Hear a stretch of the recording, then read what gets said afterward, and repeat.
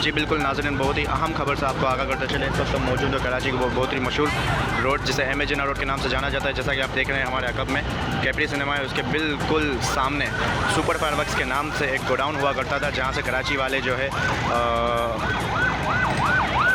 Celebration के ब्याह पे पटाखे वगैरह बम खरीदा करते थे। उस गोडाउन में जो है आग लगी है, जैसा कि आप देख रहे हैं। लाइव मनाज़र आपको दिखाए जा रहे हैं।